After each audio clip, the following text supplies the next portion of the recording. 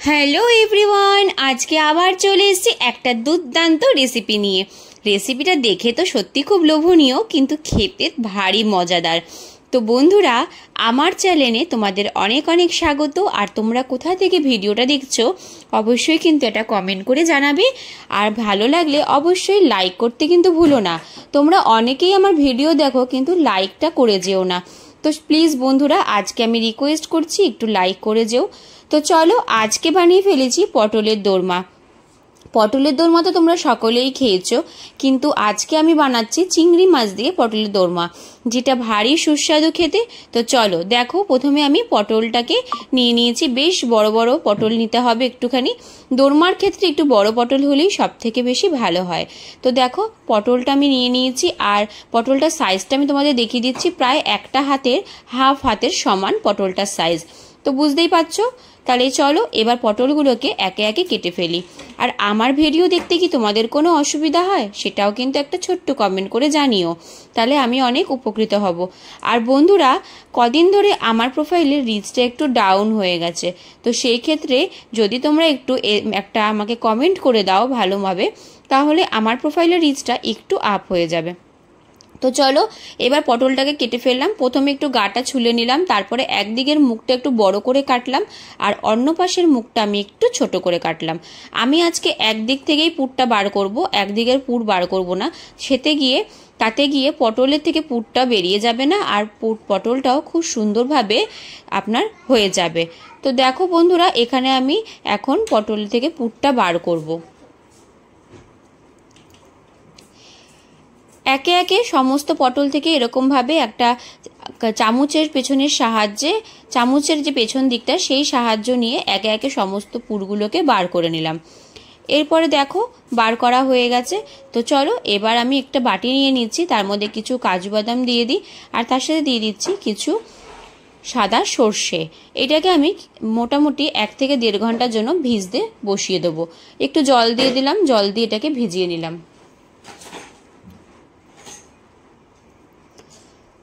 তো বন্ধুরা, এবার আমি কেটে ফেলবো বাকি উপকরণগুলো। প্রথমে আমি এখানে নিয়ে নিয়েছি টমেটোটাকে ভালো করে কুচি কুচি করে নিয়েছি। এখানে আমার 500 গ্রাম পটল ছিল, তার জন্য আমি 1 পিস টমেটো নিয়েছি।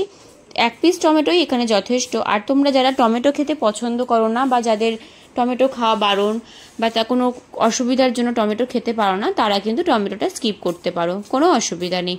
এবার দেখো, একটা কাঁচা লঙ্কাকে একটা লম্বাভাবে চিড়ে নিলাম, আর বাকি কাঁচা লঙ্কাগুলোকে একটু ছোট ছোট কুচি কুচি করে কেটে নিলাম। তো এভাবে আমার ভিডিওটাকে কিন্তু পুরোটা দেখো, তাহলেই কিন্তু কোনো স্টেপ তোমরা মিস করবে না। এবার নিয়ে নিয়েছি 3 টুকরো পেঁয়াজ। প্রথমে একটুখানি পেঁয়াজগুলোকে ভালো করে কুচি কুচি করে কেটে নেব। তো এর মধ্যে থেকে কিছু পেঁয়াজ আমি নিয়ে নিচ্ছি হচ্ছে বেরেস্তার জন্য, আর কিছু পেঁয়াজ আমি নিয়ে নেব আমার চিংড়ি মাছের পুরটা দিয়ে করার জন্য। এবার ধরো পুরটা আমি ভালো করে রেডি করে ফেলছি। প্রথমে আমি নিয়ে নিয়েছি চিংড়ি মাছগুলো। এবার দেখো, চিংড়ি মাছগুলোকে আমি ভালো করে কেটে ফেলছি। অবশ্যই কিন্তু চিংড়ি মাছের খোসা, পেছনে সুরের মধ্যে অনেক রকম নোংরা ময়লা থাকে, সেগুলো কিন্তু খুব ভালোভাবে পরিষ্কার করতে হবে। নয়তো কিন্তু চিংড়ি মাছটা খেলে পরে পেটের প্রবলেমও হতে পারে, বা এমনও হয়েছে আমি দেখেছি ডায়রিয়া পর্যন্ত হয়ে গেছে। তো চলো বন্ধুরা, এরকমভাবে পুরো চিংড়ি মাছটাকে খুব সুন্দরভাবে চোকলা ছাড়িয়ে নিয়ে একদম ময়লাটাকে পরিষ্কার করে নেবে।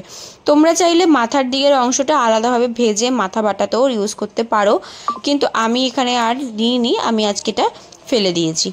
তো চলো, এরপরে আমি চিংড়ি মাছগুলোকে ধুয়ে নিয়েছি ভালো করে, আর একটা প্যান নিয়ে নিয়েছি। প্যানের মধ্যে আমি নিয়ে নিয়েছি তেল। এখানে আমি সাদা তেল নিয়েছি, আর কিছু পেঁয়াজ কুচি দিয়ে দিয়েছি। পেঁয়াজটাকে ভালো করে ভাজা ভাজা করতে গিয়েই দিয়ে দিলাম এর মধ্যে পটলের থেকে বের করে রাখা পটলের বীজ আর পুরটা। তো ভালো করে এটাকে আমি এর মধ্যে দিয়ে দেবো, আর তার সাথে দিলাম হচ্ছে একটুখানি লবণ,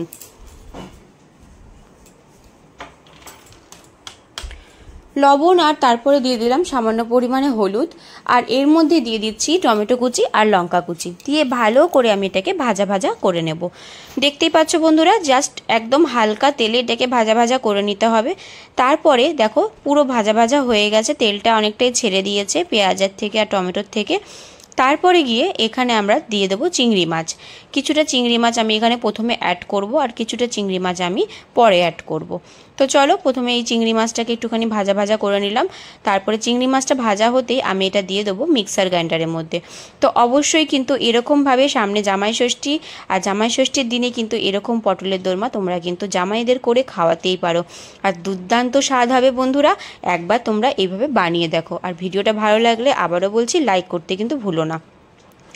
তো চলো এবার আমি ওই প্যানের মধ্যেই আবার একটু তেল দিয়ে দিলাম। এখানে আমি সর্ষের তেল অ্যাড করেছি, দিয়ে এবার আমি চিংড়ি মাছগুলোকে, বাকি চিংড়ি মাছগুলো ভালো করে ভেজে তুলে রেখে দেবো। তো বন্ধুরা ভিডিওটা কেমন লাগলো অবশ্যই কিন্তু জানাবে, আর লাইক করতে ভুলো না। এবার প্যানের মধ্যে যে তেলটা রয়েছে তার মধ্যে আমি দিয়ে দেবো যে ব্যাটারটা আমি মিক্সারে ব্লেন্ড করলাম, সেই ব্যাটারটা ভালো করে মিক্সার থেকে নামিয়ে নিলাম। আর তারপরে এটাকে দিয়ে একটুখানি ভালো করে ভাজা ভাজা করে নেবো, পুরোপুরি একটা পুরের মতো তৈরি করে নেবো, যতক্ষণ পর্যন্ত না জলটা পুরো শুকিয়ে যাবে।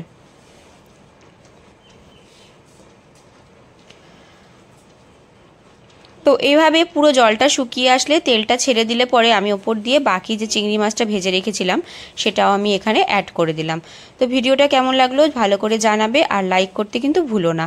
এরপরে দেখো ওপর দিয়ে আমি এখানে একটুখানি টাইট করার জন্য দিয়ে দিলাম একটুখানি ময়দা, বা তোমাদের ঘরে ময়দা না থাকলে তোমরা আটার গুঁড়ো দিয়েও টাইট করতে পারো। তো দেখো আটা বা ময়দা দেওয়ার পরে পুরটা একদমই টাইট হয়ে গেছে। এক্ষেত্রে তোমাদের পুরটা জলসা জলসা ভাব থাকবে না, আর তার সাথে আমি একটুখানি চিনিও অ্যাড করে দিলাম। আর জলসা জলসা ভাব থাকবে না, তার সাথে তোমার একটা সুবিধা হবে, পুরটা ভরতে খুব সুবিধা হবে। তো চলো এবার আমি একটা বাটিতে তুলে নিলাম আর পুরটাকে ভরে নিলাম। ওই প্যানের মধ্যেই আমি দিয়ে দিচ্ছি একটুখানি আবারও সর্ষের তেল। সর্ষের তেলটা একটু গরম হতেই তার মধ্যে দিয়ে দেবো বাকি পেঁয়াজগুলো একটু ভাজা ভাজা করে নেব, করে একটা বেরেস্তার মতো তৈরি করে নেবো। আর তার মধ্যে দিয়ে দিলাম 2-3টে কাঁচা লঙ্কা। কেমন লাগলো ভিডিওটা অবশ্যই কিন্তু জানাবে, আর অবশ্যই পুরোটা অবধি দেখবে, তাহলে কিন্তু এরকম সুন্দর সুন্দর রেসিপি পাওয়ার জন্য আমার চ্যানেলটা কিন্তু অবশ্যই সাবস্ক্রাইব করে রাখতে হবে।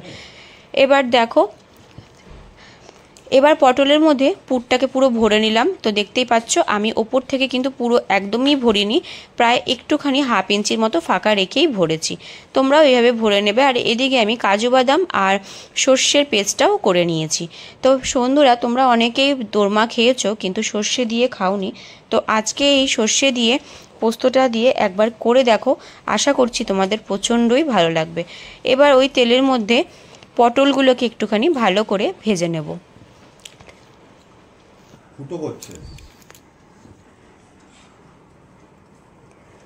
ভালো করে ভেজে নিলাম। এবার দেখো এখানে তেল থেকে ভালো করে ভাজা হয়ে গেছে, আর একটু একটু করে আমার বেরিয়ে গেছে। তো এটা স্বাভাবিক ব্যাপার, একটু বেরিয়ে যাই, তোমরা এটাকে তুলে নেবে ভালো করে। তারপরে একটুখানি তেল দিয়ে দিলাম ওই প্যানের মধ্যেই। তেল দিয়ে এবার ভালো করে এখানে আমি গোটা গরম মশলা দিয়ে দেবো। গোটা গরম মশলার মধ্যে আমার এখানে ছিল এলাচ, দারচিনি, লবঙ্গ, তার সাথে দিয়ে দিয়েছি হচ্ছে কিশমিশ, আর দিয়ে দিলাম 2-3টে কাজু বাদাম টুকরো করে। তো ভিডিওটা কেমন লাগলো অবশ্যই কিন্তু জানাবে, লাইক সাবস্ক্রাইব করতে কিন্তু ভুলো না। আর আবারও বলছি আমার ভিডিওটা পেতে গেলে একবার বেল আইকনটা টিপে রেখো, আশা করি তোমাদের অনেক উপকার হবে। এবার দেখো এখানে আমি তেজপাতা দিয়ে দিলাম, দিয়ে ভালো করে ভাজা ভাজা করে আমি যে পেঁয়াজটা ভেজে রেখেছিলাম সেটাকে আমি এখানে দিয়ে দিলাম। এরপরেই এই উপকরণটা কিন্তু একদমই মিস করবে না। তারপরে দেখো ভালো করে ভেজে নিয়ে তার মধ্যে দিয়ে দিচ্ছি হচ্ছে পোস্ত, কাজু বাদাম, আর তার সাথে হচ্ছে তোমার সর্ষের বাটাটা ভালো করে একটু ভাজা ভাজা করে নিয়ে অপর দিয়ে আমি জল দিয়ে দিলাম।